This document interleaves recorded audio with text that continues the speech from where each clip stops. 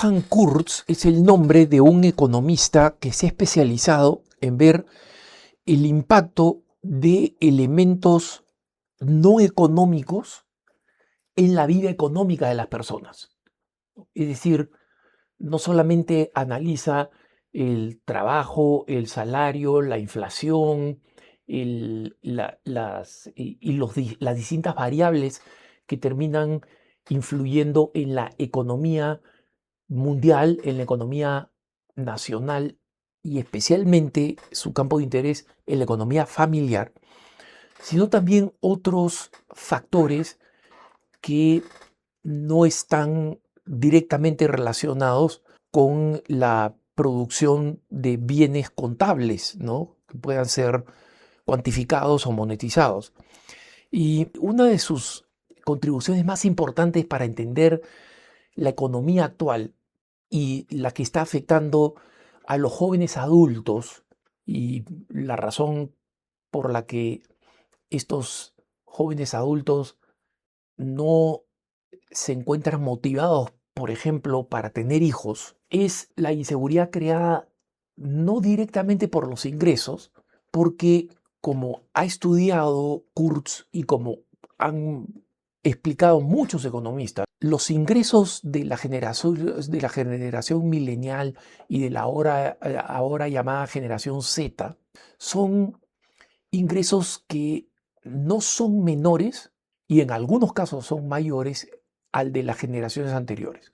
La generación de los boomers en Estados Unidos, ¿no? Los que nacieron entre el 48 y el 65, es una generación que vio el mayor crecimiento económico y el que más dinero acumuló, pero después la llamada generación X, que es la que le siguió, y los millennials, no tienen comparativamente ingresos menores a la generación de los boomers. Y en otros países como Europa y América Latina, el ingreso de los millennials en cifras, digamos, y en cifras comparadas a la inflación, es mayor que la de los boomers, ¿no?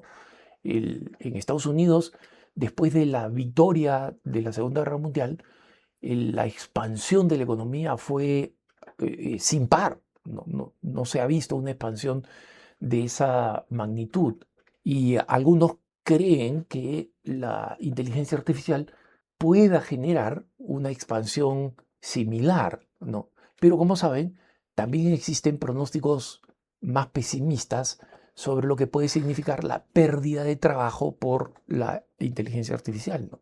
Entonces, el, lo que Kurz dice es que el problema que enfrentan hoy en día la generación milenial y la generación Z, los mayores de la generación Z, especialmente en el mundo urbano, en las ciudades, es lo que él llama la pérdida del capital social. ¿Y a qué se refiere él con capital social? Él se refiere a las redes sociales, a las redes relacionales que paulatinamente han ido desapareciendo. Les leo un párrafo donde él explica esto de manera bastante sencilla y dice: mi argumento es que las generaciones anteriores a las actuales, ¿no? A la millennial y la generación Z, recibieron un enorme caudal de capital social. ¿Qué significa esto? Dice él. Tener vecinos de confianza, escuelas públicas que funcionan, una cultura del cortejo, o sea, de salir a hablar, buscar a las personas del sexo opuesto y cortejarlas, que era seria y productiva. Y productiva en el sentido que llevaba al matrimonio y a los hijos. Trayectorias profesionales predecibles. Había gente que comenzaba en una empresa y terminaba y se retiraba en esa empresa porque había una relación de mutua confianza, ¿no? Yo me pongo la camiseta, como se dice en algunos países, como el mío en el Perú, me pongo la camiseta por esta empresa, pero la empresa también me protege, incluso en los momentos en que las ganancias no son las ideales. Sigue Kurz y un espacio público donde los niños podían moverse libremente y se podía contar con los adultos. Es decir, parques sanos, seguros, donde se juntaban con otros niños como ellos, todo el mundo conocía, y donde además existían, si es que no el vecino, el abuelo, el tío, la tía, que podían cuidar de los hijos y muchas veces hacer realmente de nanas, ¿no? O sea, de las que cuidaban a los hijos por tiempo extendido. Todo esto, en su momento, sigue diciendo Kurtz, se recibía gratuitamente. Y lamentablemente, esto ha desaparecido en gran medida. Y sigue escribiendo Kurtz, dice, a los jóvenes se les dice hoy que son más ricos. Y si medimos la riqueza en objetos que pueden adquirir, por ejemplo, televisores de pantalla plana o teléfonos móviles más sofisticados, ropa más costosa o más elegante, alimentos de todo tipo y de todo tipo de sofisticación, ciertamente los jóvenes de hoy son más ricos. Sin embargo, los bienes que conforman una vida, una casa, un esposo o esposa, hijos, una buena escuela, buenos vecinos, han experimentado una inflación tal respecto a los salarios que la trayectoria de vida habitual de 1965, por ejemplo, hoy exige unos ingresos extraordinarios. Es decir, lo que una persona podía lograr con un sueldo en 1965, hoy en día, incluso ajustado a la inflación, no es posible. Y Kurtz explica, hoy en día ya no podemos contar con el parque público, tenemos que poner a los hijos en un club y eso cuesta dinero. No tenemos la red social extendida de vecinos, de conocidos, de familiares, de la familia extendida que puede cuidar de nuestros hijos. Ahora tenemos que pagar por ese servicio.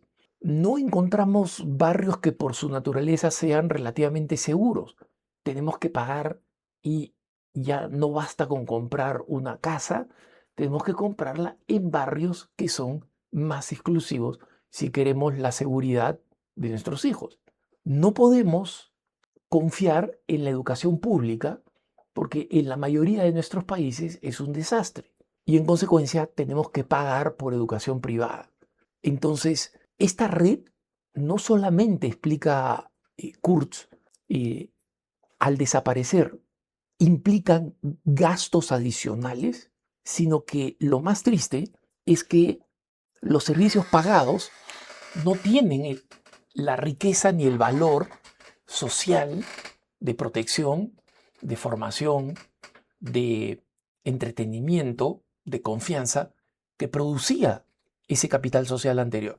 Y esa es la razón por la cual muchas personas, hermanos, están actualmente hablando de un tema del que ya he hablado años atrás y varias veces, que es este libro llamado el proyecto San Benito, ¿no? O el proyecto Benedicto, que escribió Rod Dreher, un comentarista cultural y político norteamericano, que básicamente proponía buscar que los católicos y que las familias católicas comiencen a vivir cerca las unas de las otras, establezcan una red mutua de protección y de ayuda y se preparen para sobrevivir el colapso cultural, lo que él considera que es inevitable, la producción del colapso cultural, ¿no? Yo no soy muy optimista respecto del curso en el que sigue la cultura, pero no estoy convencido de que necesariamente las cosas caminen hacia el colapso cultural. Veo un despertar católico minoritario pero combativo, fuerte, valiente. Lo que el Papa Benedicto, en realidad el cardenal Ratzinger, como teólogo, llamaba las minorías creativas. Pero el hecho de que hoy en día los padres de familia católicos que quieren que sus hijos crezcan tienen que encontrar formas, que proponía este libro, tienen que encontrar formas de recuperar lo más posible el capital social. Tratar de que los abuelos, los familiares que piensan como uno, vivan relativamente cerca, ponerse de acuerdo para eso, ¿no? Yo lo he visto en varios lugares, hermanos. Sé de varias comunidades que han decidido hacer eso y de las que yo conozco directamente, conozco algunas en Argentina, conozco una en Perú, sé de algunas en Chile y obviamente por las razones que da Kurz requiere de una capacidad económica que antes no era necesaria. Pero he visto que estas comunidades no necesitan ser ricos para poder formarlas, sí necesitan un ingreso de una clase media establecida, pero justamente en la medida en que van creando este capital social, esos gastos van bajando y se van volviendo modelo para que otros niveles de la sociedad puedan replicarlos. Lo importante es que tenemos que saber y admitir que tenemos esta carestía para que encontremos formas creativas de restablecerlas, no como eran en los 60s o en los 70s.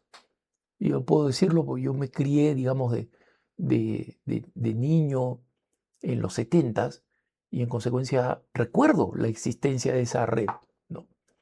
Y ahora ya no es así y, y tenemos que crearla tal como se requiere hoy día, pasando el primer cuarto de este tercer milenio. Que tengas un buen día.